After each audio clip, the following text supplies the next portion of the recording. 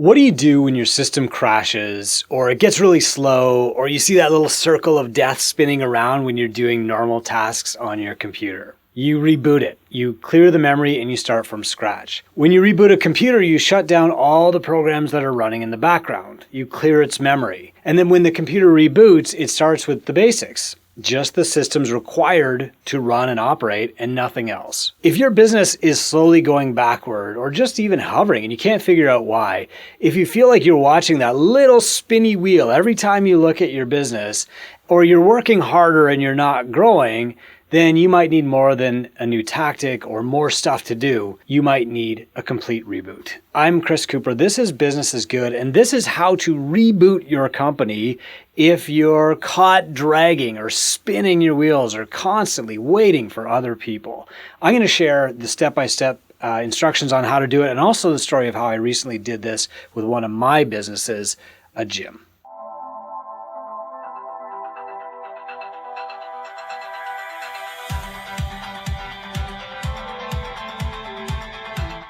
Now, when you do a reboot on a computer, it kills the stuff that's slowing you down, right? It shuts down all the stuff that's running in the background, and you just start over with the basics.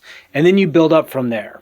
It's not a complete blank slate. It's more like you're digging down to the bedrock, only the essentials, and then you start repairing the damage from the ground up. You start adding things back in. Now, after COVID lockdowns, and I'm going to use my gym as the example here, my gym struggled to recover. We actually came out of lockdowns 2 years, but we came out better than most with 78% revenue retention, and we had lots of excitement to get going again. But we never really experienced the surge of new clients that a lot of gyms did.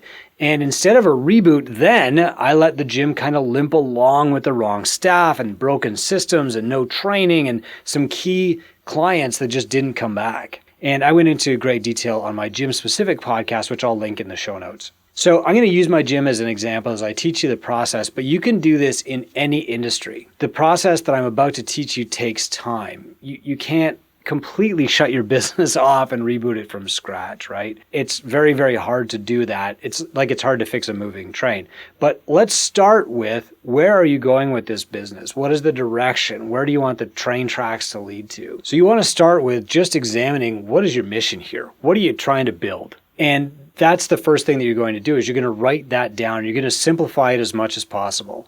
So when I went through this with my key staff, I asked, what are we trying to build with this gym? And we brought that down to an actual number, which is amazing. And so the mission of Catalyst is to extend the lifespan of 7,000 people in Sault Ste. Marie. And so we said, well, why 7,000? Well, that's 10% of our population. And then we actually produced a short YouTube video so that we could show our staff and our current clients and also our future clients and put it on the gym's YouTube channel to say, this is our mission here. This is what we're about. This is what we're trying to accomplish. Once we had that mission, we could work backward to say, well, what do we need to actually get there? And how will we know when we're being successful? So that's step one. We had a clear destination at the end of the track. The next thing that we had to do was stop the bleeding.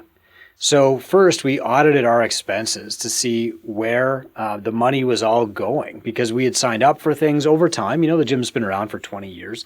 You sign up for stuff and then you just kind of forget about it. And you do this in your personal life too, I'm sure. So we found a few things with the gym. First, there was software that we no longer needed. We had signed up for Zoom and different online coaching platforms through COVID that we weren't using anymore. We also found contracts that weren't serving us. So we had signed up for this recurring cleaning supply refill, and they would come in and take our towels and take our rugs and clean them and bring them back. We didn't need that anymore. The gym was absolutely spotless and clean, but what we were doing was overkill and we were paying for it. We found contracts that could be downgraded. So some of the software, again, that we were using, we were paying $400 a month for, and we weren't using nearly half of it. So we called them and said, hey, we're not using all these features. Is there a lower price to your package? And they said, yeah. Then I looked at our accounts receivable and I found that there were some clients who weren't being billed. It was about $2,500, not a major deal, but still a problem. So we collected that.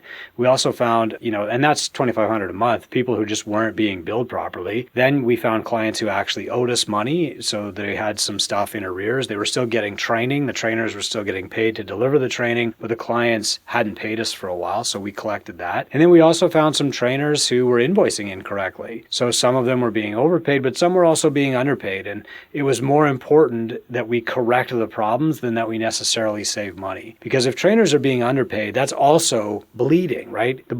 When I say stopping the bleeding, we're stopping the mistakes, not necessarily stopping or stemming the outflow of cash. So these problems weren't fun to fix, but they were pretty quick fixes. I mean, we went through all this with the bookkeeper in about 10 days. So with the bleeding stop, we stopped making recurring mistakes. We stopped that as much as possible. Then I was free to rebuild with the ethos, less but better. I wanted to run a simpler business because simple scales faster. And so I'll share that with you, what exactly I mean. I use this ethos of less but better as my go-to because there was a lot of stuff that was slowing us down. So for example, I had coaches who were doing one class per week, but they were never available to take new clients through our one-on-one onboarding process. And so I literally couldn't even onboard people if my marketing attracted them.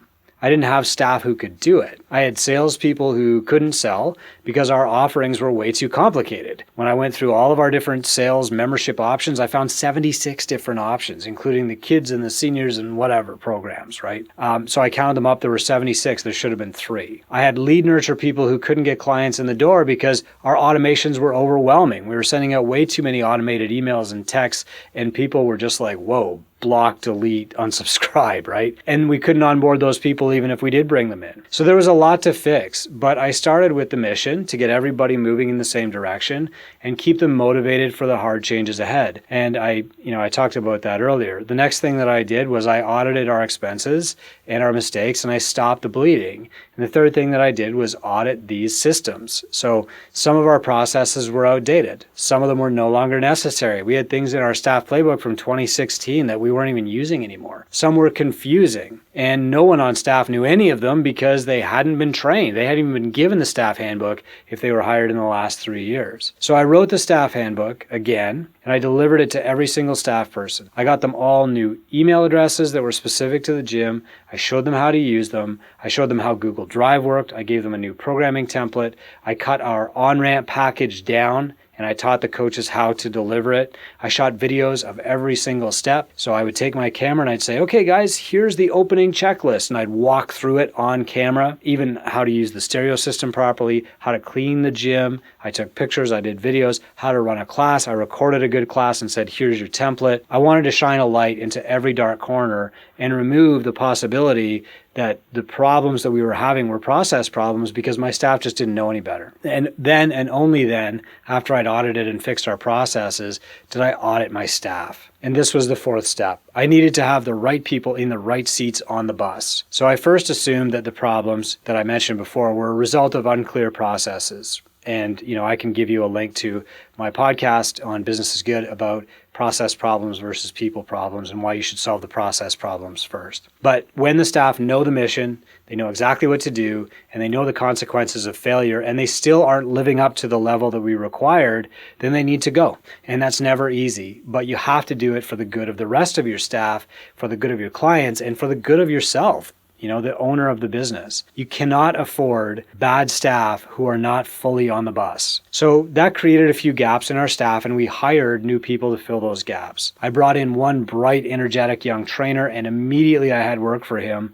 But I also told him that we'd be adding more clients in a few weeks' time to give him a little bit of bandwidth to ramp up. After that, my 5th step was to audit our sales process. So I cut our onboarding options down to 1, which we call on-ramp. Everybody does on-ramp. At the end of on-ramp, they have 3 options, not 70. They can go private, one-on-one, they can go semi-private, or they can go group training. And those are all just different monthly rates. There's not different packages. I trained my coaches to deliver on-ramp, and I trained one staff person to sell the on-ramp. I put everything in a binder with 1 page, the options and the prices, and that's it. Then I audited our marketing, and this was our 6th step. So I turned it all off while I was doing the systems and operations and staff and sales process. When I had those things in place, I could start marketing again. And I said, I'm going to turn one thing on at a time. So we have 4 funnels at my gym. And I asked myself, what has worked the best in the past? Well, our entire gym business was built on content, a blog and an email list. And so I started there. I started publishing a blog 3 times a week again. Now, I don't have a lot of time to blog for my gym. I'm busy with Two Brain, and that's honestly where my passion lies. So I just used ChatGPT to help me. I invested a couple of hours creating really good prompts in ChatGPT, and then I just used those prompts over and over to create good blog content. And then when I had my good content funnel going, I turned our lead nurture process back on. I trained one person to manage our CRM and get the leads to book